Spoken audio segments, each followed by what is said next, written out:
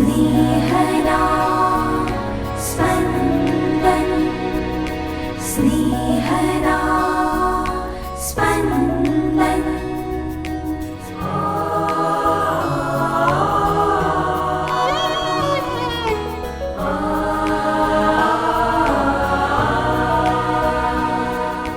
સામાન્ય કાળના 15મા અઠવાડિયાનો બુધવાર. ધર્મસભા આજે સંત બોનાવેન્તુરાનું પર્વ ઉજવે છે. બાળક એટલે ભગવાનનું બીજું સ્વરૂપ, કપટરહિત, નિખાલસ અને સાફ દિલ. ના કોઈનું કંઈ લેવાની ભાવના, ન કોઈનું કંઈ ખોટું કરવાની ભાવના. આજે લડ્યા અને પાછા કાલે ભેગા. ઈસુ આજે આપણને કહે છે, જો ઈશ્વરના રહસ્ય જાણવા હોય તો બાળક જેવા બનો. સાંભળીએ સંત માથીકૃત શુભ સંદેશ, અધ્યાય 11, કડી 25-27.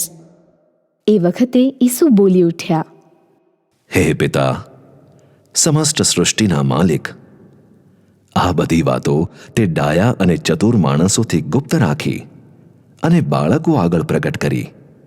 એ માટે હું તારી સ્તુતિ કરું છું. સાચે જ પિતાજી, તને એ જ રૂચ્યું. મારા પિતાએ બધું મારા હાથમાં સોંપી દીધું છે અને પિતા સિવાય પુત્રને કોઈ પૂરેપૂરો ઓળખતું નથી.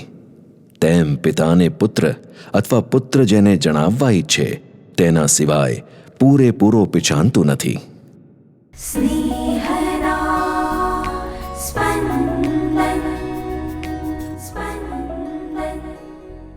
પ્રભુ આપણા સંશોધનનો વિષય નથી. કોઈએ મુઠ્ઠી વાળેલી રાખી હોય, એ મુઠ્ઠીમાં શું છે એ જાણવા એ મુઠ્ઠી ખોલવા હું લાખ પ્રયત્ન કરું, પણ એ મુઠ્ઠી હું ખોલી ના શકું. જો હું મારા પ્રયત્નોથી પેલી મુઠ્ઠી ખોલીને મુઠ્ઠીમાં શું છુપાયું છે તે શોધી કાઢું તો એ મારું સંશોધન કહેવાય. પ્રભુ સંશોધનનો વિષય નથી. જો પેલા ભાઈ પોતાની મેળે જ મુઠ્ઠી ખોલી દે તો મને એ મુઠ્ઠીમાં શું છે તેના દર્શન થાય. પ્રભુ દર્શનનો વિષય છે. પ્રભુ કોણ છે? કેવા છે? ક્યાં છે? શું કરે છે? કેવી રીતે કરે છે? આવા બધા સવાલોના જવાબ આપવા પ્રભુ માનવ બને છે. માનવ બનેલા પ્રભુ નામ ધારણ કરે છે, ઈસુ. ઈસુ હવે પ્રભુના દર્શન કરાવે છે. ઈસુ આપણી સમક્ષ જાણે કે મુઠ્ઠી ખોલે છે.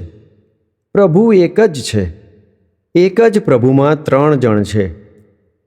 3 જણ છે, પિતા, પુત્ર, પવિત્ર આત્મા. ત્રણેય જણ પ્રભુ છે, પણ 3 પ્રભુ નથી. ત્રણેય જણ મળીને એક જ પ્રભુ છે. આ દર્શન મહાજ્ઞાની એવા સંત અગુસ્તીનની સમજમાં ના પ્રવેશ્યું. તેઓ પવિત્ર ત્રૈક્ય પ્રભુનો કોયડો ઉકેલવા પેલી મુઠ્ઠી ખોલવાના પ્રયત્નમાં ડૂબી ગયા. એક વાર્તા અનુસાર આવા વિચારોમાં ગરકાવ સંત અગુસ્તીન દરિયા કિનારે લટાર મારી રહ્યા હતા, ત્યારે તેમની નજર એવા એક બાળક પર પડે છે જે રેતીમાં ખોદેલા ખાડામાં દરિયાનું પાણી પોતાના નાનકડા ખોબામાં ભરીને ઠાલવે છે. સંશોધક અગુસ્તીન કુતૂહલતાથી બાળકને પૂછે છે, શું કરે છે? બાળકનો સ્પષ્ટ જવાબ, દરિયો ખાડામાં ખાલી કરું છું. સંત અગુસ્તીનને બાળક મૂર્ખ લાગ્યો એટલે કહ્યું, દરિયો ખાડામાં ખાલી ના થાય. બાળકે પ્રત્યુત્તર વાળ્યો, તમે તમારા મગજના ખાડામાં ત્રૈક્ય પ્રભુ દરિયાને ખાલી કરી રહ્યા છો. એટલે ઈસુ બાળ વૃત્તિને બિરદાવે છે. આપણે ભલે ઉંમરમાં, અનુભવમાં, જ્ઞાનમાં મહાન બનીએ, પણ પ્રભુ સામે તો બાળક જ રહીએ. બાળ વૃત્તિ ધરાવનાર બધું સ્વીકારી લે છે. તેને પ્રભુ પ્રત્યે કોઈ ફરિયાદ હોતી નથી.